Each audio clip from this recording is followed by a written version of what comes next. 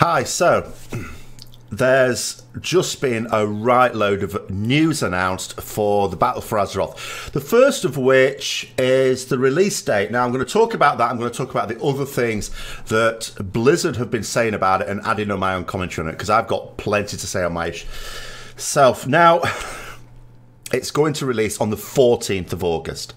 The 14th of August, 2018. This is monumental for a couple of reasons. I'm both really happy and really weirded out by this. The first thing is I work as a teacher. So basically I get a quarter of the year off. What are you complaining about, you lazy bastard, a quarter of the year off? Well, the expansions never, ever, ever release during those periods of time off. In fact, the last expansion, Legion, the current expansion, released on the day I went back to work after having a load of time off at summer. This time, it's releasing 2 full weeks before I go back. That means that I am able to play the expansion when it comes out. I'm able to level my main character quickly. I'm able to level an alt quickly. I'm able to gear them up very, very comfortably for the first raid. I'm able to do all that whilst producing content on this channel.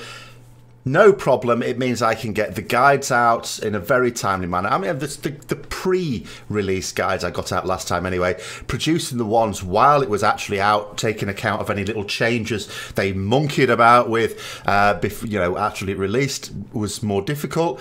This time it's going to be more straightforward before I actually have to go back working.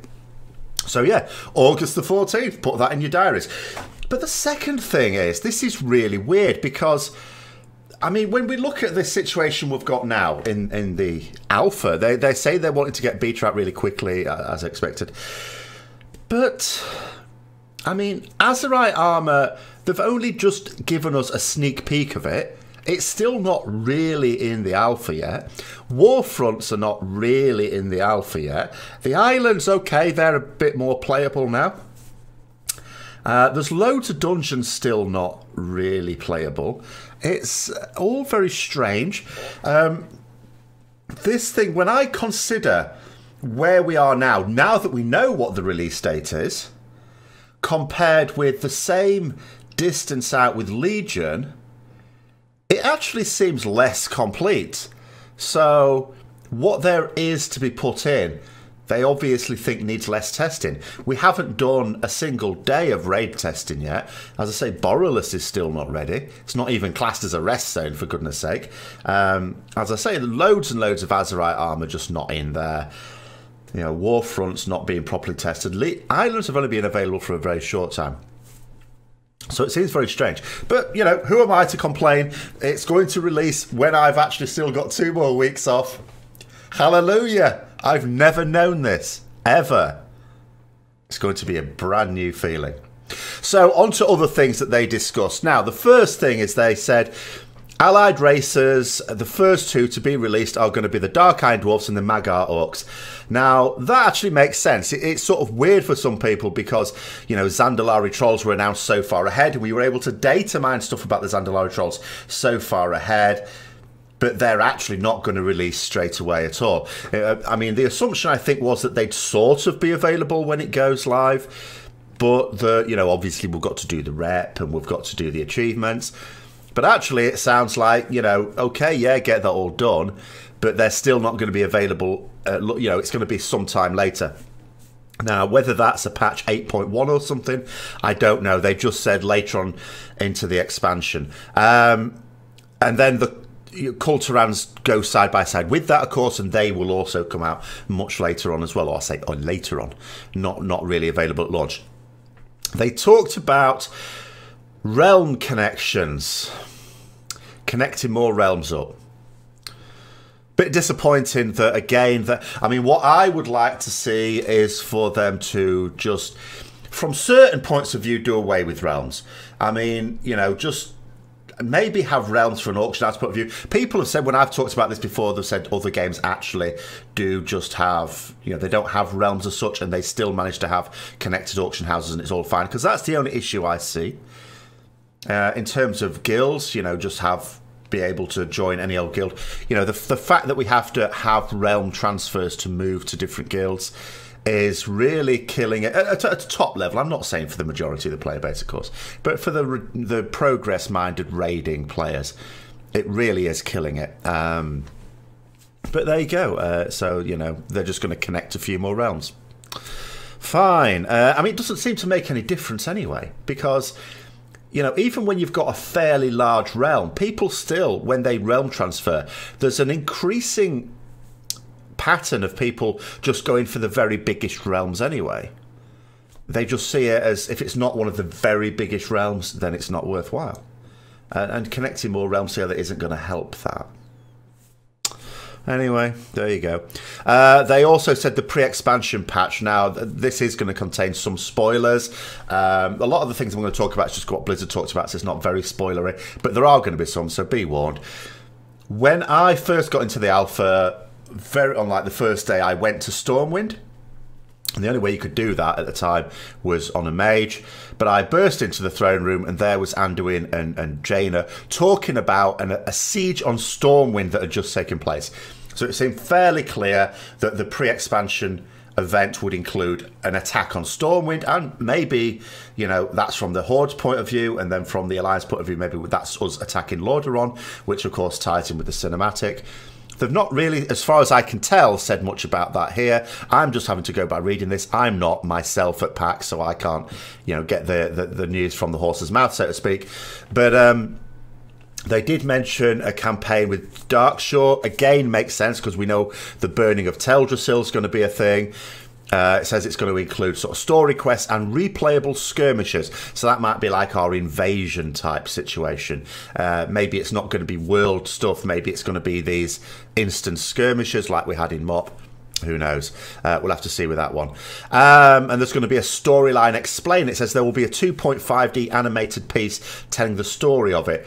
So we've had like these little animated shorts for the last few expansions, haven't we?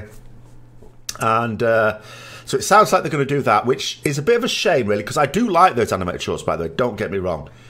But that suggests that the story is going to be told through those, as opposed to in the game. Why the story can't be told in-game, I don't know. But Now, there was also some stuff about showing a cinematic from the Horde point of view of the Horde fleet going to Zandalar, trying to shake off an Alliance fleet. Presumably, we're not very happy that you've set fire to our tree. And then eventually the Alliance fleet is destroyed by the Zandalar fleet when we approach. So, you know, there we go.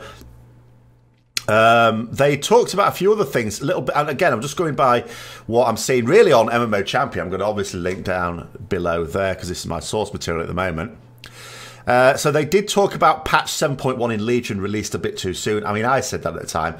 They have this thing. It's nice that they had this regular release of content through Legion, but I did feel that it still went a little bit too... They often do this in expansions. They just come out the gates a bit too quick. And then you've got this long lead up to the next expansion at the end of it. And although it's not going to seem like a very long lead this time round, it's still going to be a couple of months longer than it should have been. Even now that we know this date.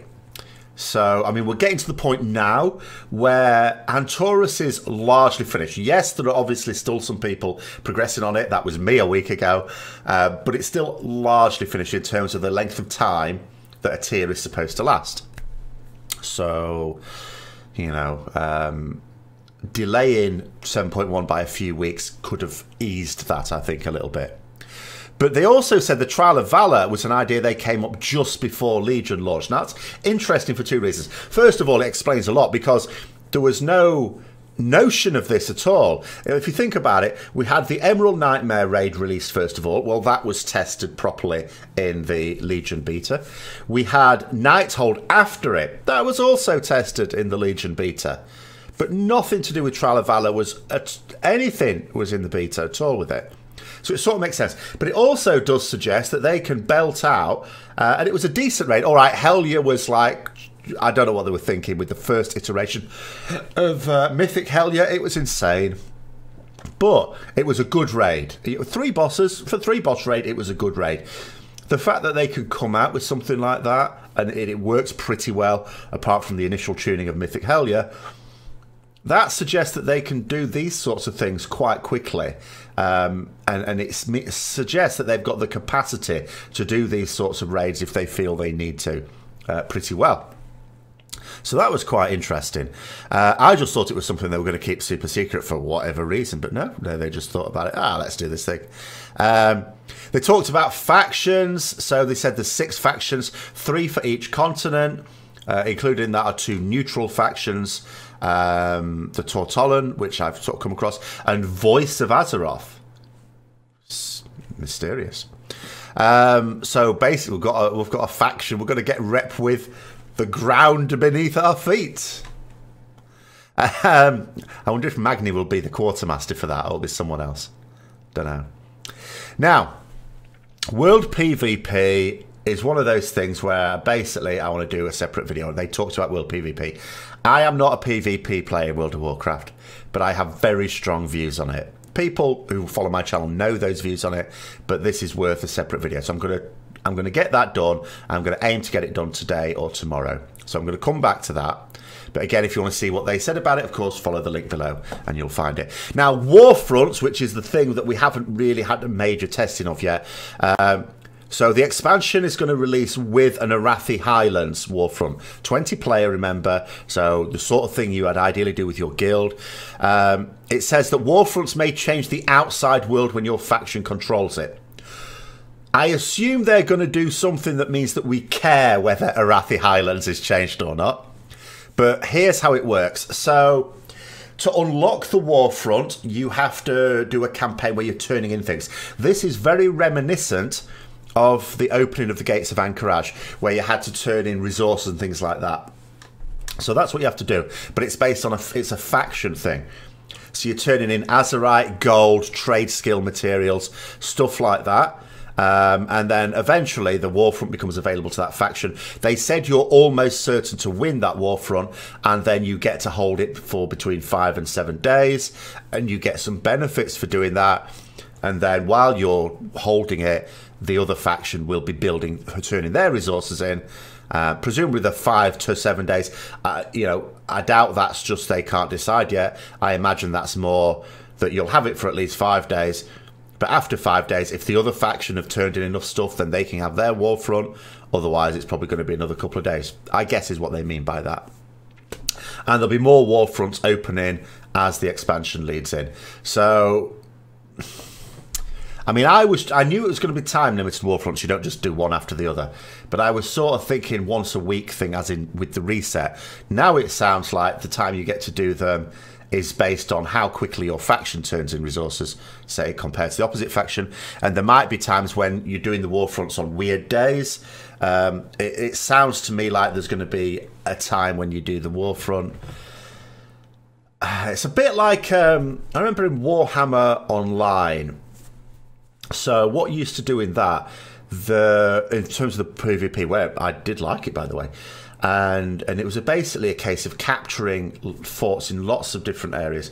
And if you captured everything, basically, if your faction basically held all the forts, so to speak, is you were able to then launch an assault on the opposite faction's city. And, you know, and there were various, basically, it was a big scrum, big battle royale, but there were NPCs in there from which you got rewards and stuff like that. Is it sounding a little bit like that, where it could happen at, like, you know, Saturday morning or Tuesday afternoon when I'm at work or something like that? That's what I'd be wondering now. So I don't know. I don't know how that's going to work exactly.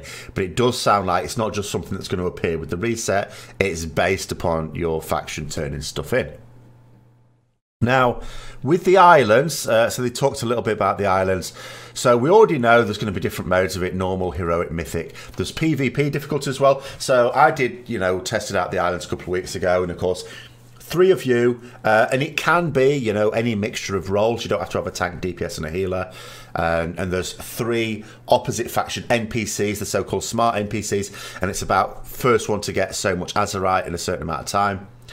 But then there's a PvP mode where it won't be opposite faction NPCs, it'll be opposite faction players that you'll be up against. So there's the PvP mode there as well. So those are the different modes that are going to be out there, but it's largely going to be PvE for you know, I'm not really going to do the PvP version. I'd probably get roped into it to just do it for a bit of fun, but yeah, it's not going to be my main thing there. And it does emphasise the ability to be able to play it with a mixture of roles, whatever you want. It just says you need to coordinate with your group, which I found when I was testing it there. You do need to do that. It's quite easy as well. We were 3 DPS, in fact, not just any 3 DPS, 3 Retribution Paladins. And it's quite easy to all disappear off and do your own thing, because each pack on its own you can solo, it's okay. But then when the enemy NPCs come into view, you don't want to be spread out, so you do want to sort of, if not keep together, then keep very close together so you can collapse into one group if they hone into view, because you will need to be together to defeat them. So it says, Island Expedition, use your party members' visibility to show Azeroth on the map until the entire map's revealed. So you need to explore it. That's the idea with it. And 6 different islands, and 6 different enemy groups per faction. So in terms of the combination of groups that you'll be coming across, in terms of the enemy NPCs, there's 6 different types of those as well. So, and because of all the procedural generation that goes on each island as well, that should be a lot of, you know, variety of island experience, I guess. So in terms of the main things that were discussed in that presentation, those are them. I want to do a separate one on the PvP, as I said. There have been interviews going on, of course, and there are going to continue to be interviews going on. So I will be reporting on those with my own thoughts when I've digested a few. I don't want to jump into the first few straight away, in case they're bound to be asked the similar sort of questions in different interviews, but maybe give slightly different responses. So I'd like to sort of let those mature a little bit, wait a day, maybe bring something out on those tomorrow. But again, you know, if you want to find out the lowdown on what's been said there, the best places to look are always like, you know, MMO Champion or Wowhead. So don't forget to check those out. I will put links in the description below.